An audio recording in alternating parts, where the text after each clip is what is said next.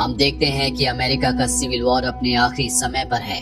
इसी दौरान हमारी नजर एक कैप्टन पर पड़ती है जिसके हाथ में एक सोने का सिक्का है और अब वो सोने के सिक्के से भरे हुए बक्से को अपनी एडवांस्ड आयरन शिप पर लोड करवाता है। उसके ऊपर लिखा हुआ होता है CSA यानी कि कॉन्फेडरेशन ऑफ साउथ अमेरिका। इतनी देर में इनके ऊपर नॉर्थ की कुछ आर्मी वाले हमला कर देते हैं, लेकिन कैप्टन फिर भी शिप को पानी में उतार देता है और अपने इंजन्स को बंद कर देता है ताकि अंधेरे में उनका शिप किसी को दिखाई न दे। ऐसे करके वो दुश्मन से बच निकलता है।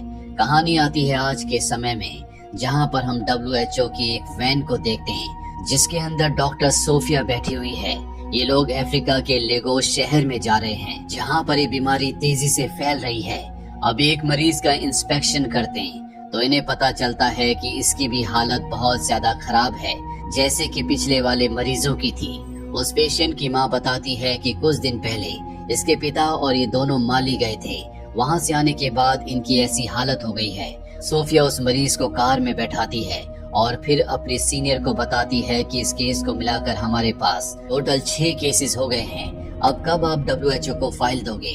तो सीनियर बताता है कि इतने में WHO वाले नहीं मानेंगे, लेकिन तुम कह रही हो तो मैं उन्हें भेज देता हूँ। सोफिया उन्हें माली चलने को कहती है ताकि ये पता लगा सके कि वहाँ पर क्या हो रहा है, लेकिन डॉक्टर उसे मना करता है क्योंकि ऑर्गेनाइजेशन नहीं चाहेगी कि उनका कोई भी डॉक्टर जंग के बीच मारा जाए। दरअसल इस वक्त माली की हालत बहुत ज्यादा खराब है। वहाँ पर सिविल वॉर चल रहा है जिसकी वजह से वहाँ पर किसी को जाने की परमिशन नहीं है। उधर सोफिया कहती है कि मुझे उस मरीज के पिता का सैंपल लेना होगा और इसीलिए वो लाइट हाउस की ओर निकल जाती है जहाँ पर वो काम किया करता था। वहाँ सोफिया देखती है कि उसकी मृत्यु हो चुकी है और उसकी हालत भी ठीक वैसी है जैसी हालत उसके बेटे की है।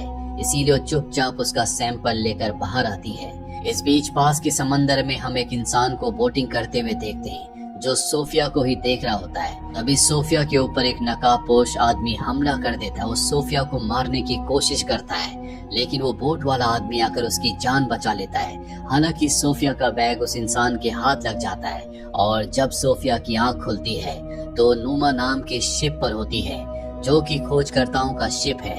तभी हम डग को देखते हैं। ये वही आदमी है जिसने सोफिया की जान बचाई थी। वो समंदर से एक बहुत ही पुरानी मूर्ति लेकर बाहर निकलता है और सोफिया को देखकर कहता है, ओह तुम तो बिल्कुल ठीक हो, लेकिन वो तुम्हारा बैग ले गया। सोफिया कहती है मैं घर कैसे जाऊंगी? तब वो बताता है घबराओ मत, तुम अच्छे लोगों के साथ हो। इस शिप का जो मालिक है उसका नाम अलजीरा है। वो डग को बताता है कि हमें इस ट्रेजर को रात में होने वाली म्यूजियम पार्टी में रखना होगा, इसीलिए इसे जल्दी साफ करवाओ। कुछ समय के बाद हम डग को नाइजीरियन डीलर से बात करते हुए देखते हैं। उधर हम पार्टी में सभी के सामने उस ट्रेजर को डिस्प्ले किया जाता है। ये असल में एक अफ्रीकन किंग का कॉफिन होता है जिसकी कीमत हजारों करोड़ में थी, जो इनके लिए बहुत बड़ी खोज है। डग अब उस डीलर के पास पहुंच चुका था और वहाँ वो एक ऐसा सिक्का दिखाता है जिस पर CSA लिखा हुआ है। उसको देखकर वो डीलर तुरंत उसके हाथों से उसे ले लेता है और कहता है कि ये तो मेरा बरसों पुराना सपना है, क्योंकि आज तक किसी को नहीं पता लगा कि वो आयरन शिप कहाँ गया। क्या किसी ने उसको लूट लिया या फिर कहीं किसी जगह वो अपने लाखों करोड़ों के खजाने के साथ दफन हो गया। वही पार्टी में हम मैस्कॉट कंपनी के मालिक को देखते हैं जिसने अलजीरा के कॉन्ट्रैक्ट को स्पॉन्सर किया है। उसके माली में अच्छे कॉन्टैक्ट्स होते हैं, इसीलिए सोफिया कहती है कि आप मेरी मदद कर सकते हैं, मैं वहाँ तक जाना चाहती हूँ। वो बताता है कि वहाँ पर जाना बहुत खतरनाक है, लेकिन अगर तुम जाना चाहती हो तो मैं तुम्हारी मदद करने की कोशिश करूंगा। कुछ देर बाद वहाँ पर डग भी आ जाता है और उस सिक्के को जेम्स को दिखाते हुए उसकी हिस्ट्री बताने लगता है कि ये कॉइन माली में रहने वाले एक इंसान को मिला है और जरूर आयरन शिप का मलबा भी आसपास ही होगा। ये देखकर जेम्स बहुत खुश होता है और अलजीरा और डग को 3 दिन के लिए माली जाने को कहता है, जहां जाकर वो इस केस की पूरी छानबीन करेंगे। अगले दिन ये लोग पोर्ट पर पहुंच जाते हैं तो इन्हें वहां डॉक्टर जैक और सोफिया बैठे हुए मिलते हैं, जो इन्हें देखकर कहते हैं कि हम तुम्हारा इंतजार कर रहे थे। सोफिया बताती है कि जेम्स ने हमें कहा है कि हम तुम्हारे साथ माली जाएंगे और अब ये पांचों के पांचों समंदर के रास्ते होते हुए माली की ओर निकल जाते हैं। रात में जब सब खाना खा रहे होते हैं तभी डग सोफिया को इस कॉइन के बारे में बताता है और कहता है कि ये उसका बचपन का सपना था कि वो कैप्टन टॉम की उस आयरन शिप को ढूंढे। अगले दिन सब के सब माली पहुंच जाते हैं। फिर सोफिया अपने रास्ते निकल जाती है और ये लोग निकल जाते हैं उस इंसान के घर जिसने उस सिक्के को ढूंढा था। लेकिन वहां जाकर उन्हें पता चलता है कि वो आदमी तो मर चुका है, जिससे लोग बहुत परेशान हो जाते हैं। अब इनके पास कोई सुराग नहीं बचा होता जिससे कि ये आयरन शिप तक पहुंच सकते हैं। तभी डग को एक धार्मिक स्थल दिखाई देता है। वो उसके अंदर जाता है और उसके हेड से मिलता है। दरअसल ऐसी धार्मिक जगहों पर पुराने कागज हमेशा रखे रहते हैं, इसीलिए डग उन्हें शिप के बारे में बताता है कि एक दिन वो इस पोर्ट पर आया था। क्या आप उसके बारे में कुछ बता सकते हैं? वो इंसान अपने पुराने दस्तावेजों को ढूंढता है जिसके कोने पर लिखा हुआ था एक शिप यहाँ इस पोर्ट पर आया था, लेकिन उसके अंदर कोई जिंदा नहीं बचा। उस दिन नदी भी अपने उफान पर थी, इसीलिए वो बह कर आगे जाओ शहर की ओर चला गया। बस इतना ही दस्तावेजों में लिखा हुआ था, लेकिन ये जानकारी डग के लिए काफी ज्यादा थी, इसीलिए वो तुरंत जाकर जेम्स से मिलता है और उसे सब कुछ बताता है। जिसके बाद ये लोग शहर की ओर निकल जाते हैं। इसी दौरान उन्हें बीच में अपने सोनार पर कुछ दिखाई देता है। इनके साथी जब चेक करते हैं तो वहाँ पर इन्हें किसी तरह की मिट्टी मिलती है जिसमें रस्ट होता है, जिसको देखकर डग कहता है कि ऐसे बहते हुए पानी में रस्ट का मिलना काफी सोचने वाली बात है। अब माली की मिलिट्री बोट डग की तरफ आने लगती है। सोल्जर्स पूछते हैं कि वो डॉक्टर्स कहाँ हैं जिन्हें तुम लेकर आए हो, लेकिन डग चाल चलता है और अपनी बोट की रस्सी उनकी बोट पर फेंक देता है। डग अचानक स्पीड बढ़ाता है जिससे मिलिट्री बोट पलट जाती है, पर यहाँ पर दो और मिलिट्री बोट्स होती है जो इनके ऊपर फायरिंग शुरू कर देते हैं। लेकिन डग अपनी बोट का फ्यूल पाइप काट कर पानी में कूद जाता है, जिसके बाद उसकी बोट में एक धमाका होता है जिससे मिलिट्री की बोट्स तबाह हो जाती हैं। और अब किनारे पे आकर रूडी डग से पूछता है कि क्या अब हम आयरन शिप को ढूंढने के मिशन को बंद करने वाले हैं, क्योंकि बोट तो खत्म हो गई। तो डग कहता है कि फिलहाल के लिए हमें किसी भी हाल में उन डॉक्टर्स की जान बचानी होगी। वो रूडी को बॉर्डर क्रॉस करके अल्जीरिया जाने को कहता है और खुद जेम्स के साथ डॉक्टर्स को ढूंढने के लिए निकल जाता है। वही डॉक्टर्स गांव में पहुंच जाते हैं जहां उन्हें किसी के होने का कोई आसार नहीं दिखाई देता। ये आवाज लगाते हैं लेकिन हर तरफ खामोशी होती है। तब सोफिया एक घर में जाती है जहां उन्हें कुछ लोगों की लाशें मिलती है जिनकी मौत उसी बीमारी की वजह से हुई थी।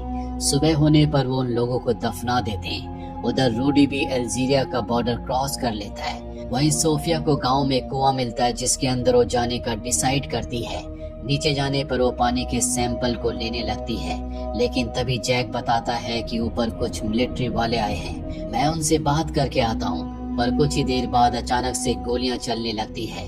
जैक को छोड़कर सभी को मार दिया जाता है। नीचे कुएं में बैठी सोफिया बहुत ज्यादा डर जाती है। इतने में वहाँ पर एक चॉपर उतरता है जिसके अंदर माली का डिक्टेटर कंजिम बैठा हुआ था, जो जैक से आकर पूछता है कि वो लेडी डॉक्टर कहाँ है। उधर इस चॉपर की आवाज सुनकर डग और जेम्स को भी पता लग जाता है कि जरूर वो लोग आसपास ही हैं। पर यहाँ कंजिम बहुत गुस्से में था। वो जैक को शूट कर देता है और अपने लोगों को ऑर्डर देता है कि उस लड़की को ढूंढो। कंजिम वहाँ से चला जाता है और उसके लोग अपनी तलाश जारी रखते हैं। अब डग यहाँ पर पहुँच जाता है और उनसे लड़ने लगता है। इसी बीच डग की जान जाने वाली होती है कि पीछे से सोफिया आकर उसे बचा लेती है।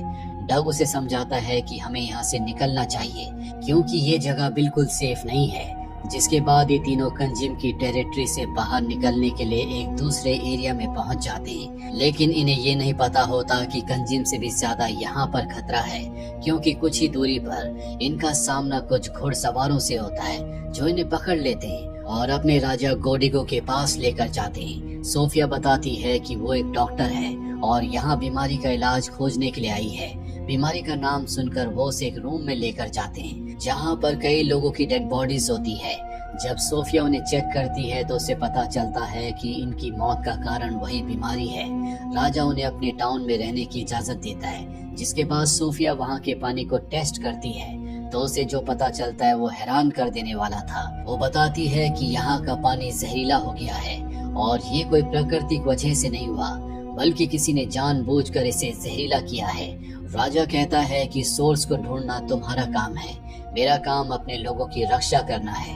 इतना कहकर राजा वहाँ से चला जाता है। वहीं हम जेम्स को देखते हैं जो बच्चों के साथ बॉल खेल रहा होता है। उसकी बॉल थोड़ा आगे चली जाती है जिसे लेने के लिए वो एक गुफा के अंदर पहुँचता है। वहाँ उसे एक पेंटिंग दिखाई देती है। वो तुरंत सबको बुलाता है। दरअसल ये एक पेंटिंग थी जिसके अंदर उस आयरन शिप का भी जिक्र मौजूद था जो किसी सूखे हुए रेगिस्तान में दबा हुआ है।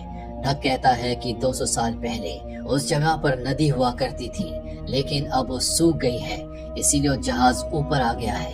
पेंटिंग में उन्हें एक फोर्ट भी दिखाई देता है। वो समझ जाते हैं कि जो पानी इस गांव में आ रहा है वो उसी नदी का हो सकता है। जिसके बाद तीनों घोड़े पर बैठकर वहां के लिए निकल जाते हैं। कुछ आगे जाने के बाद उन्हें वो किला दिख जाता है, जिसके ऊपर चढ़ने के बाद उन्हें दूर एक सोलर प्लांट दिखाई देता है जो कि मैस्कॉट इंटरप्राइज का था। तभी डग को एक ट्रेन दिखाई देती है। बहुत ही चालाकी से ट्रेन के अंदर चले जाते हैं और अब ये उस प्लांट के अंदर भी पहुंच जाते हैं, जहाँ इन्हें पता चलता है कि प्लांट असल में रेडियो एक्टिव केमिकल को बनाने में यूज हो रहा है। और अब सोफिया की नजर कुछ कंटेनर्स पर पड़ती है जिन्हें कुछ लोग अंडरग्राउंड ले जा रहे होते हैं। वो लोग उनका पीछा करते हैं और जब बेसमेंट का गेट खुलता है तो उनकी आंखें खुली की खुली रह जाती हैं।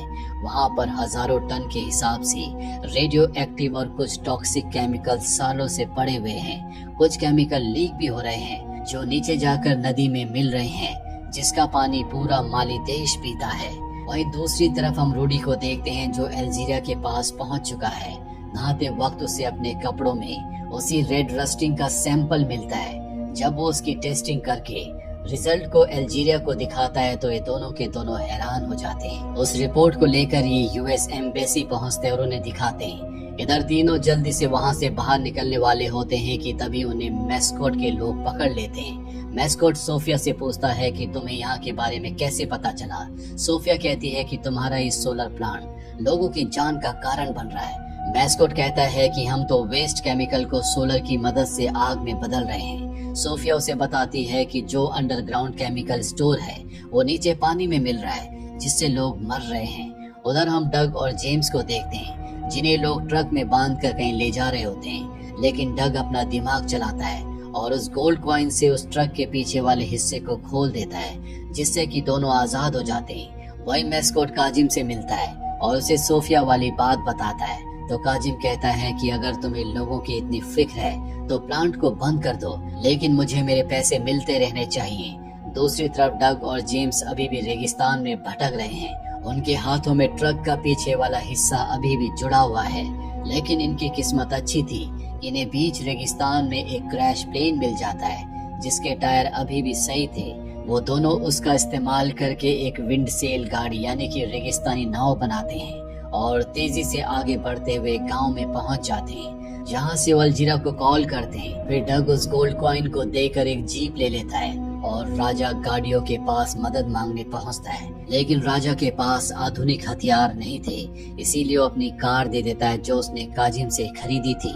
डग और जेम्स कार लेकर प्लांट पर पहुंचते हैं और बंदूक दिखाकर अंदर घुस जाते हैं। मैस्कॉट को पता चल जाता है कि कोई आ गया है। वो तुरंत चॉपर की तरफ भागता है। डग देखता है कि पूरा प्लांट खाली हो चुका है। जेम्स कहता है कि मैस्कॉट इस प्लांट को बॉम्ब से उड़ाना चाहता है। मैं नीचे जाकर उस बॉम्ब को ढूंढता हूँ। ऊपर एक चॉपर में मैस्कॉट सोफिया को किडनैप करके बैठा रहता है। तभी वहाँ पर डग आकर उन्हें पकड़ लेता है। सोफिया भी समय रहते चॉपर से कूद जाती है और वो दोनों मिलकर मैस्कॉट के गार्ड्स को खत्म कर देते हैं। नीचे जेम्स को बॉम्ब एक कंटेनर में मिल जाता है जिसे वो डिफ्यूज कर देता है और अब इसके बाद एक कार लेकर यहाँ से निकल रहे होते हैं। तभी काजिम अपने हेलीकॉप्टर से इनके ऊपर शूट करने लगता है। तब डग जेम्स से कहता है कि तुम जिस बॉम्ब को डिफ्यूज करके लाए हो उसे बाहर फेंकना शुरू कर दो। वो ऐसा ही करता है जिससे धमाके होते हैं। धमाकों की वजह से रेगिस्तान की रेत खिसक जाती है और वहाँ सालों से दबा हुआ वो ऐतिहासिक आयरन शिप जिसके अंदर खजाना है वो दिखने लगता है। सभी अपनी जान बचाने के लिए शिप के अंदर छुप जाते हैं। काजिम को पता लग गया था कि वो अंदर ही है, इसीलिए वो हेलीकॉप्टर और टैंक्स के ऊपर गोलियां बरसाना शुरू कर देता है। हमलों के झटकों से शिप में रखे हुए कुछ बॉक्स खुल जाते हैं और उसमें से वो सोने के सिक्के बाहर गिरने लगते हैं। तभी इन लोगों को वहाँ पर शिप की एक बहुत पुरानी तोप दिखती है जिसे वो चालू करते हैं। जैसे ही काजिम का हेलीकॉप्टर सामने आता है वो तोप से फायर करते हैं जिससे काजिम का हेलीकॉप्टर हवा में तबाह हो जाता है। वो मारा जाता है। काजिम के मरते उसकी पूरी आर्मी सरेंडर कर देती है। जब ये बाहर आकर देखते हैं तो वहाँ पर राजा गोडिगो के लोग खड़े हुए थे जिन्होंने दुश्मन की आर्मी को चारों तरफ से घेर लिया था। उधर अमेरिका में मौजूद मैस्कॉट के ड्रिंक में और CIA एजेंट जहर मिला देता है, जिससे उसकी दर्दनाक मौत हो जाती है, जो उसने केमिकल के जरिए मासूम लोगों को दी थी। इधर हम डग और सोफिया को देखते हैं, जो अब एक दूसरे के साथ हैं। डग ने उस पूरे खजाने को राजा गोडिगो और वहाँ के स्थानीय लोगों के लिए छोड़ दिया, क्योंकि इस बीमारी में सबसे ज्यादा उन्हीं का नुकसान हुआ था और उस खजाने पर उनका सबसे ज्यादा हक था। इसी के साथ ये फिल्म, ये कहानी यहीं पर खत्म हो जाती है।